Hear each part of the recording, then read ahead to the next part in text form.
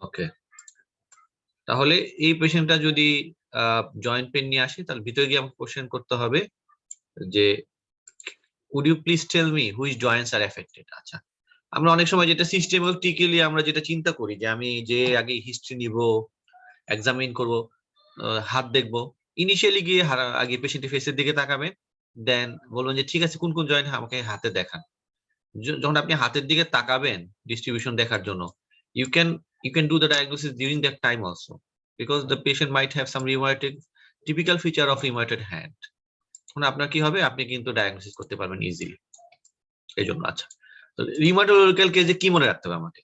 একটা হচ্ছে আমাকে ডায়াগনোসিস অবশ্যই করতে হবে যে জয়েন্ট পেশেন্টের জয়েন্ট পেন নিয়ে আসে, জয়েন্ট কোন ধরনের জয়েন্ট পেন এটা ডায়াগনোসিস করতে হবে, এতে কোনো সন্দেহ নেই। আর এর মধ্যে আদার যেটা আপনাকে পরীক্ষায় অন্যান্য ক্যান্ডিডেট থেকে আলাদা করবে সেটা হচ্ছে quality of life issues. Patient যখন বলবে yes doctor I have joint pain, and during that time if you say that I'm very sorry for your pain or I'm very much sorry, so ওই সময় কিন্তু আপনার একটা sympathy show হয়ে গেল, হ্যাঁ। তো ইন দ্যাট কেস আপনার কিন্তু মার্কস অন্যদের থেকে আলাদা হয়ে যাবে। দেন আরেকটা ইম্পর্টেন্ট ইস্যু হচ্ছে আপনার functional aspects. You need to ask the patient regarding his functional aspects. Number one is this, and also examine the patient regarding functional aspects. The pair sign, reverse pair sign, তারপরে buttoning, unbuttoning, এগুলো জিজ্ঞেস করা, এগুলো করতে দেওয়া। These are very important in rheumatological case, অবশ্যই functional aspects। And also আমরা অনেকেই ক্যান্ডিডেটদের দেখি যে কোনো কিছুই হোক তাকে সোশ্যাল সাপোর্ট দিতে সবাই ব্যস্ত। This is not the fact actually. আপনাকে যখন সোশ্যাল সাপোর্ট লাগবে then you will give social support. Just suppose this lady has diagnosis of RA and there's nobody to actually help her in her home. In that circumstances you can call for social services, you can offer her social services, then it will be applicable. যার social support লাগবে না কেন আপনি তাকে extra দিবেন, তাহলে তো আপনি আরেকজনকে বঞ্চিত করবেন। সো এই জিনিসগুলো একটু মাথায় রাখতে হবে এবং গড়ে বলা যাবে না যে হ্যাঁ আমি ফরম্যাটের মধ্যে বলে দিলাম। হ্যাঁ, ফরম্যাটে বলা যাবে না, আপনাকে কেস বাই কেস আপনাকে কাস্টমাইজ করতে হবে। This is very important. তো এই জিনিসটা একটু মাথায় রাখবেন। আচ্ছা, সাপোজ নাইমাপা আছেন? জি আছি। Suppose this is the patient, then what might be the diagnosis? SLE। আচ্ছা ঠিক আছে। আচ্ছা, এখন তাহলে SLE আমরা কিভাবে অ্যাপ্রোচ করব? SLE যেহেতু মাল্টি সিস্টেম ডিসঅর্ডার, হ্যাঁ, তো SLE কে আমরা সহজভাবে মনে রাখার জন্য আমি একটা ফরম্যাট আপনাদেরকে দিচ্ছি।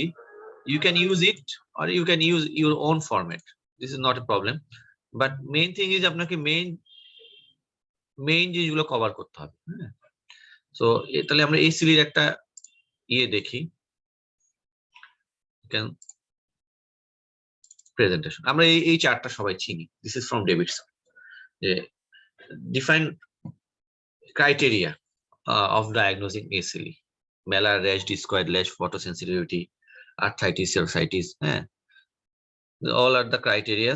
And so যখন when we will suspect we will suspect a case of SLE,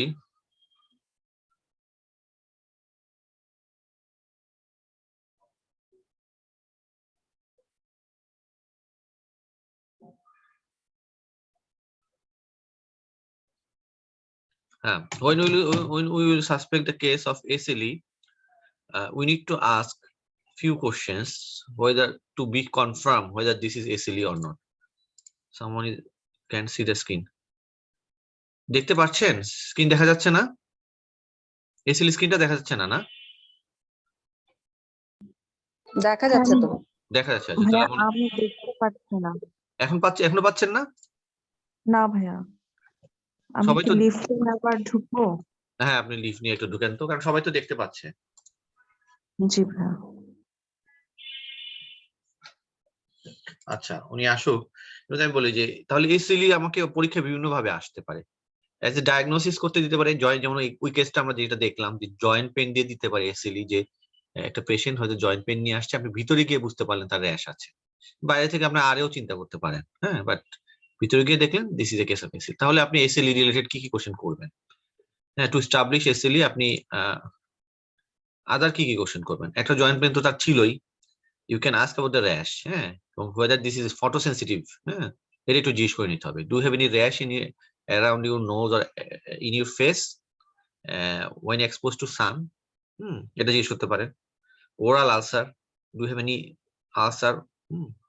Soar in your mouth, ulcer যদি আপনি একটু সুন্দর করে বলে লেমেন টার্ম ইউজ করতে চান, আলসার ওরা বোঝে। এখন কি দেখতে পাচ্ছেন ডক্টর আফরিনা? জি ভাইয়া পাচ্ছি। ওকে, গুড। আচ্ছা, জি। এই যেমন তাহলে এসিলি তে 4টা কোশ্চেন করে আমি এসিলি মোটামুটি কাছাকাছি চলে যেতে পারবো যে এসিলি হওয়ার সম্ভাবনা আছে কিনা ক্লিনিক্যালি। মেলার rash, oral ulcer, alopecia, joint pain, এগুলো যদি না থাকে এসিলি হওয়ার সম্ভাবনা রিলেটিভলি কম। নাই যে তা বলবো না, মেডিসিনে সবই সম্ভব। এই 3টা কোশ্চেন আপনি 4টা কোশ্চেন করে ফেলবেন।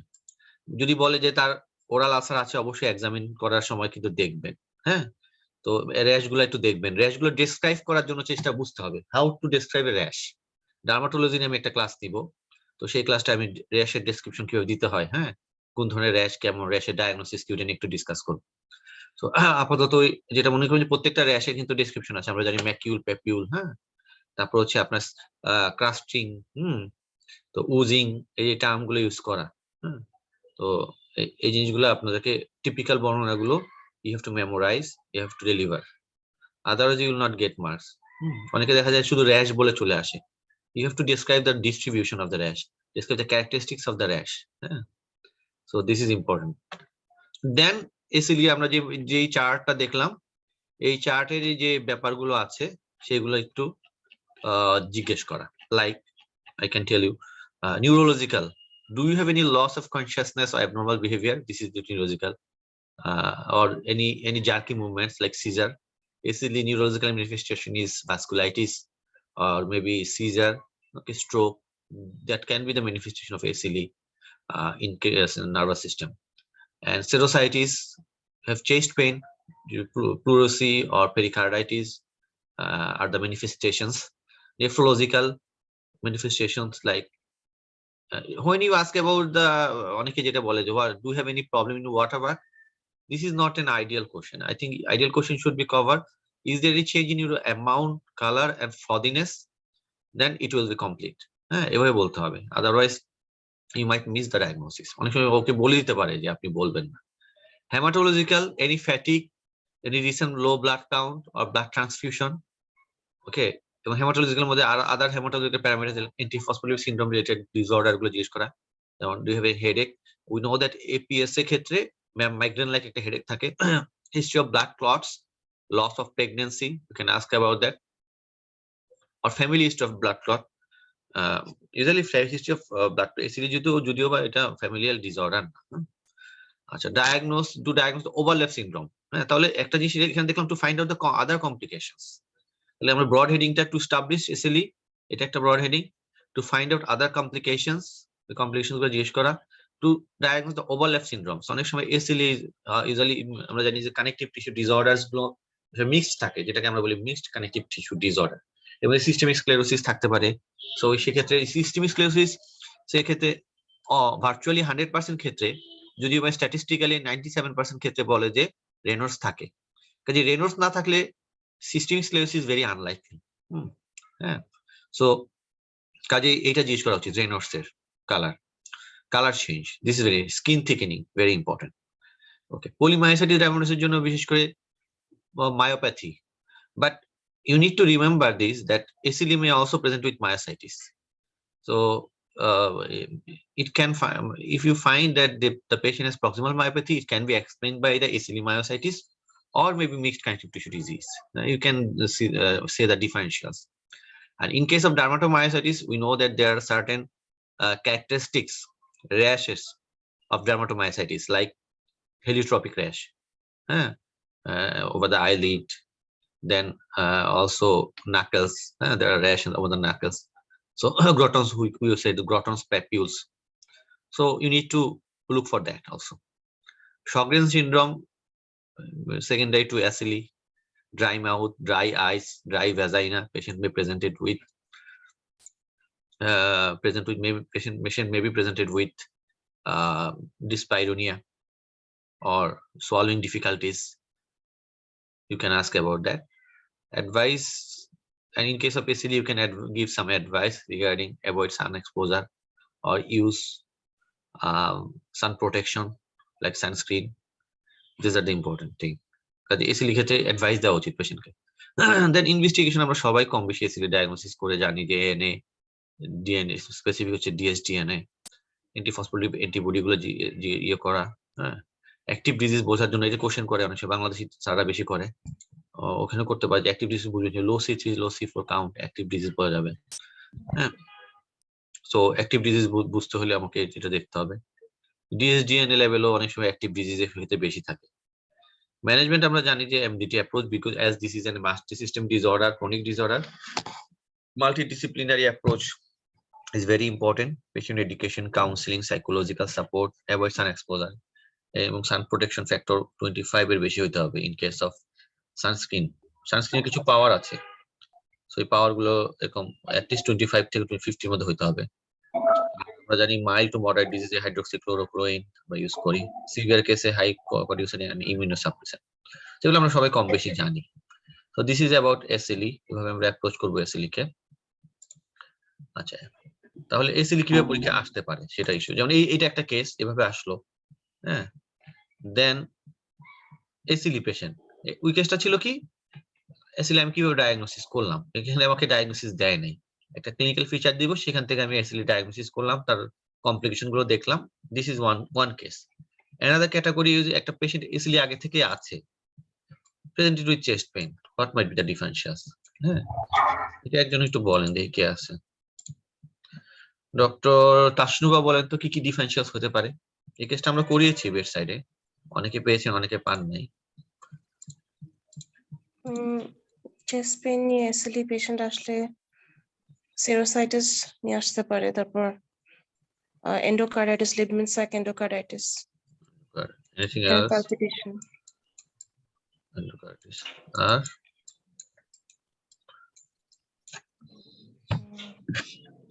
আর হচ্ছে ডিভিটি থেকে PE যদি হয়ে যায় তাহলে প্লুরাইটিক চেস্ট পেইন নিয়ে আসতে পারে। Very good.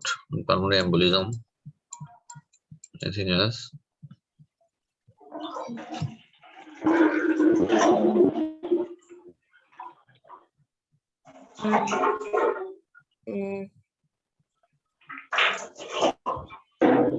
জানা নেই। আর মাথায় আসছে না। কাজে এটা একটা ইম্পর্টেন্ট যে আপনার মাথায় স্ট্রাইক করতে হবে।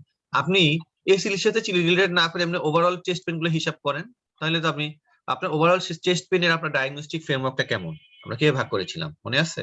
পালমোনারি কজ, তাই না? হ্যাঁ, তারপর হচ্ছে cardiac cause, GI cause and others, হ্যাঁ।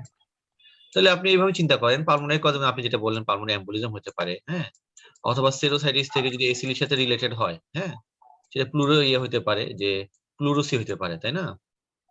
প্লুরোসি হতে পারে, পালমোনারি এম্বোলিজম হতে পারে, এই দুইটা। অথবা SLE পেশেন্ট যদি ইমিউনোসাপ্রেশন থাকে তার নিউমোনিয়া হতে পারে, হ্যাঁ, নিউমোনিয়া থেকে প্লুরাইটিক চেস্ট পেইন হতে পারে, হ্যাঁ। আচ্ছা, এটা হলো, আচ্ছা এটা গেল। সেকেন্ড হচ্ছে আপনার কার্ডিয়াক কজের মধ্যে SLE পেশেন্টদের অ্যাক্সিলারেটেড কার্ডিয়াক ড্যামেজ থাকে, করোনারি আর্টারি ডিজিজ হতে পারে তাদের, হ্যাঁ, এটা মাথায় রাখতে হবে। GI থেকে যদি multi mixed anti tissue disorder থাকে তার, সেক্ষেত্রে আমার জার্ড হতে পারে, হ্যাঁ, বার্নিং সেন্সেশন থেকে জার্ড হতে পারে, এটা একটা। আদার্স এর মধ্যে আপনার যেটা হতে পারে যে মাসকুলোস্কেলেটাল ডিসঅর্ডার তো হইতেই পারে তার SLE পেশেন্ট, দেখি তার কিছু হবে না, তো সে কি আঘাত পাইতে পারে না? পাইতে পারে। তো এন্ডোকার্ডাইটিস ইউজুয়ালি পেইনলেস হয়, হ্যাঁ। মায়োকার্ডাইটিস, পেরিকার্ডাইটিসটা বেশি ইয়া হয় আর কি, এখানে একটা পেরিকার্ডাইটিস অ্যাড হবে, হ্যাঁ। তো কাজে SLE পেশেন্টেরও কিন্তু মাসকুলার পেইন হতে পারে, কাজে ট্রমার হিস্ট্রি নিতে হবে। তো আচ্ছা, আপনাকে একটা প্রশ্ন করি, যদি আপনাকে বলে যে in case of chest pain আপনার যে সিম্পটম অ্যানালাইসিস করবেন, আপনি কোন কোশ্চেনটা সবচেয়ে important? when did it start? Is that very important? Okay, this is important, but other than that, radiation কোথায়? অনেক পেনের চেস্ট পেনের রেডিয়েশন থাকে না, কার্ডিয়াক পেনে সবসময় রেডিয়েশন থাকে না, হ্যাঁ। চেস্ট পেনের ক্ষেত্রে যে সবচেয়ে ইম্পর্টেন্ট হচ্ছে লোকেশন, হ্যাঁ, 1 নম্বর, এটা 1 নম্বর। 2 নম্বর হচ্ছে ক্যারেক্টার। এই দুইটা কোশ্চেন দিয়ে আপনাকে অবশ্যই ডায়াগনোসিস করতে হবে, নট রেডিয়েশন, নট হ্যাঁ, এই দুটো ইম্পর্টেন্ট। যেমন পেশেন্টটা যদি বলে যে আমার শার্প পেইন, হ্যাঁ, দেন আমি কার্ডিয়াক পেইন লেস লাইকলি, হ্যাঁ, শার্প পয়েন্টেড পেইন। আর যদি বলে লোকেশন, যদি বলে আপনার রাইট সাইডে, কার্ডিয়াক পেইন হওয়ার সম্ভাবনা কম, ইউজুয়ালি লেফটে হয়। যদি বলে যে এটা কম্প্রেসিং টাইপ, দেন এটা কার্ডিয়াক পেইন হওয়ার সম্ভাবনা বেশি। সো লোকেশন এন্ড ক্যারেক্টার, এটা কেন জিজ্ঞেস করলাম জানেন? যে কোন কোশ্চেনটা ইম্পর্টেন্ট, কারণ স্টেশন 5 তে আপনি সব কোশ্চেন করার সময় পাবেন না। সো আপনাকে কাস্টমাইজ করতে হবে। যেমন আমি জয়েন্ট পেনের ক্ষেত্রে বললাম, কোন কোন কোন দুটো ইম্পর্টেন্ট বলছি মনে আছে জয়েন্ট পেনের ক্ষেত্রে?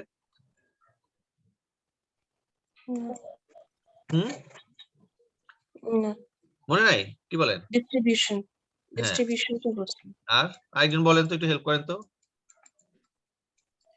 জয়েন্ট পেন, এই কোশ্চেনগুলো, এই কথাগুলো আনার উদ্দেশ্য কি? অনেকে বলেন যে ভাইয়া ডিস্ট্রিবিউশন আর ইনফ্ল্যামেটরি কিনা ওইটা, হ্যাঁ, এই দুইটা। ইনফ্ল্যামেটরি নন অনেকে ইনফ্ল্যামেটরি। প্রশ্ন করে না যে ভাই স্টেশন 5 তো টাইম ম্যানেজ করতে পারতেছি না, কি করব? আমি বললাম যে এই জন্য তো আপনি সব কোশ্চেন, আপনি যদি এখন সব প্রথম থেকে জয়েন্ট পেন রেডিয়েশন কই, এটা কত 10 থেকে, এগুলো কোশ্চেন করতে করতে আপনার ঘন্টা পড়ে যাবে, আপনার পরীক্ষা শেষ হয়ে যাবে।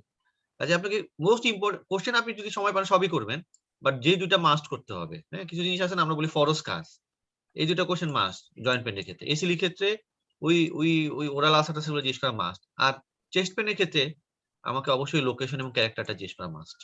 এই জিনিসগুলো আমাদের শিখতে হবে, না শিখলে আপনারা কিন্তু স্টেশন 5 এ গুছিয়ে নিয়ে আসতে পারবেন, হ্যাঁ, সময় করতে পারবেন, ম্যানেজ করতে পারবেন।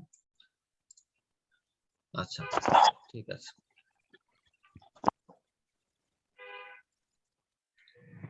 যেমন এই পেশেন্টটা, এই কোশ্চেনটা একটু দেখেন, সোয়ালোইং ডিফিকাল্টি, এইটা ফেজের কি মনে হয়? সবাই তো চিনতে পারার কথা কি? Systemic sclerosis. এইটাই মেইন কথা, যে সিস্টেমিক স্ক্লেরোসিস চিনতে হবে। এখন আপনি যদি সোয়ালিং ডিফিকাল্টি পেশেন্টে যদি সিস্টেমিক স্ক্লেরোসিস চেহারাটা না বুঝতে পারেন, তাহলে কিন্তু আপনি সোয়ালিং ডিফিকাল্টির কজ যেগুলো কি খুঁজবেন আপনি? Cause, neurological cause, oesophageal cause, এগুলো আপনি জিজ্ঞেস করবেন, সিস্টেমেটিক্যালি আপনি কোশ্চেন জিজ্ঞেস করবেন। বাট আপনাকে টার্গেট করতে হবে তখন কি? সিস্টেমিক স্ক্লেরোসিস রিলেটেড, কারণ আমার টাইম কম। আমার ওই কজগুলো তাড়াতাড়ি জিজ্ঞেস করে আমাকে সিস্টেমিক স্ক্লেরোসিসের কম্পোনেন্ট গুলো জিজ্ঞেস করতে হবে। দেন আমাকে মিক্সড ট্রান্সমিট টিস্যু ডিজিজ আছে কিনা সেটা খুঁজতে হবে। তাহলে অনেকগুলো কাজ, তাই কিছু অ্যাডভাইস করতে হবে। সো পেশেন্টের চেহারার দিকে তাকানো very important in that case. তাহলে আমাকে সোয়ালিং ডিফিকাল্টি সম্পর্কে একটু কেউ বলেন তো, কি কোশ্চেন ইম্পর্টেন্ট সোয়ালিং ডিফিকাল্টির ক্ষেত্রে? আমরা যদি বলি যে শুরুতে গিয়ে কি কোশ্চেনটা করা উচিত, বা আমরা যে সোয়ালিং ডিফিকাল্টি আমরা কিন্তু পড়িয়েছি কিছুদিন আগে, হ্যাঁ, সোয়ালিং ডিফিকাল্টি আমাদের মেডিকেল টার্মে কি বলি? ডিসফেজিয়া। হ্যাঁ, ডিসফেজিয়া। তো আপনি বলতে পারবেন ডক্টর চাষনবা যে সোয়ালিং ডিফিকাল্টি ইম্পর্টেন্ট কোশ্চেন কি কি? Is it at the beginning of the swallowing or is it after you swallow? আচ্ছা, এটা দিয়ে আপনি কি এস্টাবলিশ করতে চাচ্ছেন? কি oropharyngeal problem নাকি esophageal problem? হ্যাঁ, গুড।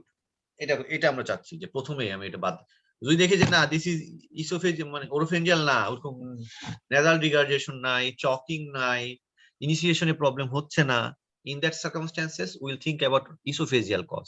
এন্ড ইসোফেজিয়াল কজ, তখন আমাদের ইসোফেজিয়াল কজগুলোকে আমরা ভাগ করেছি বেশ কয়েকভাবে। একটা হচ্ছে আপনার কি মেকানিক্যাল, একটা হচ্ছে আপনার কি মোটিলিটি ডিসঅর্ডার, তাই না? তো তখন আমরা ওইভাবে আমরা চিন্তা করব। আর যদি দেখি না এটা হচ্ছে আপনার মনে হচ্ছে ওরোফেরিঞ্জিয়াল কজ, দেন আমরা will think about bulbar palsy, neurological দিকে চলে যেতে হবে, সুডো বালবার পালসি। ইভেন তাদের ইনভেস্টিগেশন অ্যাপ্রোচও আলাদা। বলতে পারবেন যে ইনভেস্টিগেশন আমরা কি করি, ওরোফেরিঞ্জিয়াল ক্ষেত্রে কি করি আর ইসোফেজিয়াল ক্ষেত্রে কি করি? esophageal এর ক্ষেত্রে আমরা ব্যারিয়াম সোয়ালোজিটা করতে পারি, আর নাহলে এন্ডোস্কোপি। হ্যাঁ, barium swallow followed by endoscopy. হ্যাঁ, এটা আচ্ছা ইসোফেজিয়াল ক্ষেত্রে। আর ওরোফেরিঞ্জিয়াল ক্ষেত্রে আমরা কি করি? এটা মনে নেই। এটা একটা স্পেশাল টার্ম আছে, এজন্য এটা মনে রাখতে হবে। হ্যাঁ, কিছু ফ্লুরোস্কোপিক হ্যাঁ, একটা। ভিডিও ফ্লুরোস্কোপিক সোয়ালিং অ্যাসেসমেন্ট, তাই না? জি। ভিডিও ফ্লুরোস্কোপিক সোয়ালিং অ্যাসেসমেন্ট, এটা ওয়ান কাইন্ড অফ এক্স-রে মানে ফাংশনাল টেস্ট। ওর মধ্যে এক্স-রে করে ওকে পানি খাইতে দেয়, খাইতে দেয়, পানিটা যায়, ওর সোয়ালিং রিফ্লেক্স গুলো ঠিক আছে কিনা সেটা দেখে। ইউটিউবে সার্চ করলে আপনারা দেখতে পারবেন। এটা হলো ভিডিও ফ্লুরোস্কোপিক সোয়ালিং অ্যাসেসমেন্ট। আচ্ছা, এই ইসোফেজিয়াল আর ওরোফেরিঞ্জিয়াল এর অ্যাপ্রোচের মধ্যে, ট্রিটমেন্ট অ্যাপ্রোচের মধ্যে কিছু ডিফারেন্ট আছে। বলতে ডিফারেন্সটা কি? একটা বিশেষ টিমের কাছে আমরা পাঠাই ইন কেস অফ ওরোফেরিঞ্জিয়াল, তাই না? জি, অকুপেশনাল সল্ট। সল্ট, যেটা হ্যাঁ সল্ট। সোয়ালিং এন্ড লিঙ্গুইস্টিক হ্যাঁ থেরাপি, তাই না? জি এদের কাছে পাঠাইতে হয়, কারণ ওরা ওদেরকে বিভিন্ন ভাবে কিভাবে সলভ করতে হয় শিখাই দেয়। মানে এটা ধর আপনি অপারেশন করে ভালো করতে পারবেন না, এটা না নিউরোলজিক্যাল, তো বিভিন্ন টেকনিক ওরা শিখাবে আপনাকে, শিখায় আপনারা যাতে সলভিং করতে পারেন এটা হেল্প করবে। সিস্টেমিক স্ক্লেরোসিস কোন ধরনের আপনার ইয়ে হবে বলেন তো, ওরোফেরিঞ্জিয়াল হবে না এটা ইয়ে হবে ইসোফেজিয়াল হবে? হুম, ইসোফেজিয়াল হবে। ইসোফেজিয়াল। আচ্ছা, ইসোফেজিয়ালকে আমরা দুই ভাগে ভাগ করছি, একটা হচ্ছে মোটিলিটি ডিসঅর্ডার আর একটা হচ্ছে আপনার মেকানিক্যাল। কোনটা হবে এখানে? Motility disorder. মটিলিটি হবে। হ্যাঁ মোটিলিটি, কারণ ওই মাসেল গুলো স্টিফ হয়ে যাবে, কি হয় এখানে ফাইব্রোসিস হয়ে ইসোফেজিয়াল যে মাসেল গুলো আছে সেগুলো স্টিফ হয়ে যাবে, তখন এই মোটিল ইসোফেজিয়াল কিন্তু কতগুলো ওয়েভ আছে, হ্যাঁ আমরা এই ফিজিওলজিতে পড়েছি দেখেন, হ্যাঁ এমএমসি বলতো, হ্যাঁ মাইগ্রেটিং মোটর কমপ্লেক্স, হ্যাঁ এরকম কিন্তু কিছু ওয়েভ আছে যেগুলোতে আমার ইসোফেগাস থেকে খাবারটা যে যায় এই ওয়েভ গুলো নির্দিষ্ট মাত্রায় চলে যায়। আবার গাটের মধ্যে অনেকগুলো ওয়েভ আছে, হ্যাঁ সেই ওয়েভ গুলো দিয়ে কিন্তু আমাদের গাটের ফুড যে মুভ করে কিন্তু একটা নিউরোলজিক্যাল একটা ওয়েভের মাধ্যমে। এবং আমাদের এই গাটের যে স্ট্রাকচার সেখানে আমরা জানি দুই ধরনের কিন্তু অটোনমিক, ওদের নিজেদেরই কিন্তু অটোনোমাস নিউরোলজিক্যাল ইউনিট আছে, ওই মায়োন্টেরিক প্লেক্সাস, মেজনাস প্লেক্সাস, এগুলো আমরা পড়েছিলাম। তো এগুলো কিন্তু থাকে। তো এই জন্য যখন আপনার গাটের মাসেল গুলো ডিস্ট্রয় হয়ে যায় তখন কিন্তু ওইগুলো কাজ করতে পারে না, ওই যে ওয়েভ গুলো তৈরি হয় না, তখন কিন্তু এক ধরনের মোটিলিটি ডিসঅর্ডার তৈরি হয়। সো এটা একটু মাথায় রাখতে হবে যে জার্ড হতে পারে, বা জার্ড থেকে আলটিমেটলি ফাইব্রোসিস হয়ে, হ্যাঁ তো ইয়া হইতে পারে ওদের বিশেষ করে চেস্ট পেন নিয়ে প্রেজেন্ট করতে পারে, বার্নিং, তখন ক্যারেক্টারটা বলবে বার্নিং। আচ্ছা, এরপর হচ্ছে দেখেন এটা স্কিন টাইটেনিং, এটা আমরা বলবো অনেক সময় এটা এই ডিসিজ, এটাকে আমরা কি ধরনের ডিফর্মিটি বলবো? ফ্লেকশন ডিফর্মিটি, শাইনি, হ্যাঁ টাইট স্কিন না উইথ ফ্লেকশন ডিফর্মিটি। এবং আমরা জানি সিস্টেমিক স্ক্লেরোসিস, আমি বলি যে আর কি কি দেখতে হয় হ্যান্ডের মধ্যে, কয়েকটা জিনিস দেখতে হয়। একটা হচ্ছে আমাকে এই স্কিন তো দেখবই, রেনওয়ার্স রিলেটেড যেগুলো কি থাকে, পাল্প অ্যাট্রোপি থাকে, পাল্প ইনফ্রাকশন থাকে, গ্যাংগ্রিন থাকতে পারে, অ্যাম্পুটেটেড ফিঙ্গার থাকতে পারে, এগুলো আমাদেরকে খুঁজতে হবে, এগুলো খুঁজে পায়েও দেখতে হবে। আচ্ছা, এই যে দেখেন এই পাল্প ইনফ্রাক্ট,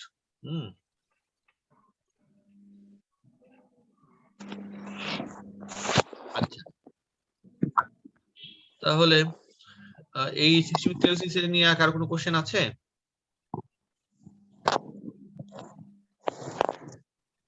আচ্ছা, তাহলে mixed of tissue disease diagnosis করার জন্য আমাদের কি করতে হয়? একটা স্পেশাল টেস্ট করতে হয়, বলেন তো কি? এনটি কোনটা? আরএনপি। হ্যাঁ এটা আরএনপি, হ্যাঁ এনটি আরএনপি করতে হয় mixed antibody disorder. Mixed antibody disorder আমরা তখন বলবো যখন এনটি আরএনপি পজিটিভ, তার আগ পর্যন্ত আমরা বলি ইউজুয়ালি ওভারল্যাপ সিনড্রোম, হ্যাঁ এগুলোকে ক্লিনিক্যালি বলি ওভারল্যাপ সিনড্রোম, যখন আমরা আরএনপি পজিটিভ থাকে তখন আমরা এটাকে বলি। আচ্ছা,